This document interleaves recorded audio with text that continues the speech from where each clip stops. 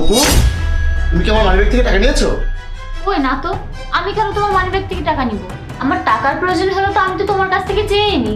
আচ্ছা, এই বাড়িতে আমি আর তুমি ছাড়া আর কে থাকে যে সে টাকাটা চুরি করবে?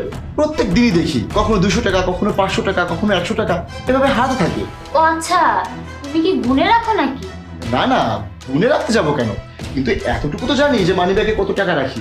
আমার কি মনে হয় জানো, তুমি হয়তো কোথাও টাকাটা খরচ করে ফেলেছো, এখন আর মনে করতে পারছো না। হ্যাঁ, তুমি ঠিকই বলেছো, আমি তো ভুলেই যাই। আচ্ছা ঠিক আছে। আজকে না আমার অনেক পিৎজা খাইতে ইচ্ছা করছে, খাও না প্লিজ। ঠিক আছে, আমি বিকেলে আসার সময় নিয়ে আসবো। আরে বিকেল অবধি কে ওয়েট করবে বলো তো? জাহিদ, আমার না এখনই খেতে ইচ্ছা করছে, প্লিজ খাও না। ঠিক আছে, আমি এখনই অর্ডার করে দিচ্ছি। না না, তুমি অর্ডার করো না, তুমি আমাকে 500 টাকা দিয়ে যাও, আমার যখন খিদে লাগবে আমি নিজে অর্ডার করে নিয়ে খেয়ে নিব। আচ্ছা, তুমি আজকাল কি একটু বেশি খরচ করছো না? দাও না, তোমার তো একটাই বউ। এই যে নাও, একা একাই খেয়ে নিও। অপু, আমি যাচ্ছি। বলছি একটু দাঁড়াও না, বাড়ির বাজার শেষ হয়ে গেছে, আনতে হবে, কিছু টাকা দাও তো। এই যে নাও, এখানে 2000 টাকা আছে।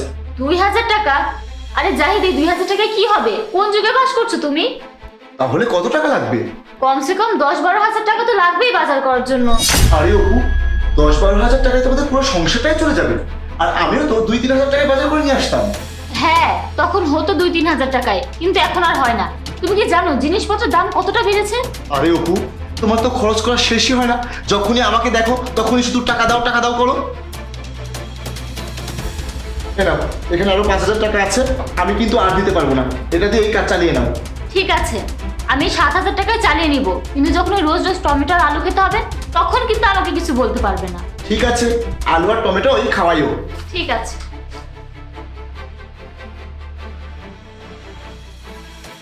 চলে এসেছো তুমি? হ্যাঁ অপু, আমাকে 1 কাপ চা দাও না, আমার মাথায় প্রচন্ড ব্যথা করছে। কেন, কি হয়েছে? তোমাকে দেখে মনে হচ্ছে তুমি অনেক চিন্তিত। অপু, আজকে বেতন পেয়েছিলাম, আর বেতন নিয়ে বাসায় আসার সময় মানিব্যাগটা চুরি হয়ে গেছে। এখন বুঝতে পারছি না সারা মাস কিভাবে সংসারটা চালাবো। বাড়ি ভাড়া, বিদ্যুৎ বিল, মাসিক খরচ, এখন তো কিছুই বুঝতে পারছি না যে আমি কিভাবে কি করব। ও আচ্ছা, এইটুকু ব্যাপার। আচ্ছা তুমি এখানে 1 মিনিট বসো, আমি এখনই আসছি। কিন্তু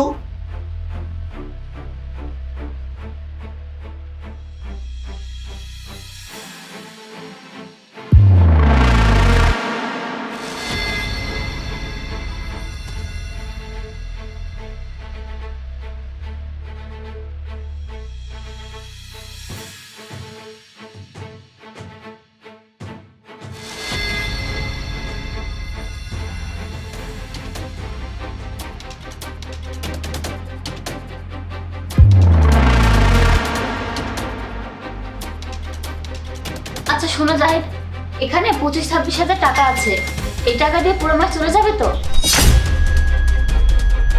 তুমি এত টাকা কোথায় পেয়েছো? কোথা থেকে এসেছে তাই তো? এই 4,000 টাকা আমার বাজার করার জন্য, আর এই 3,000 টাকা আমার সেভিংস।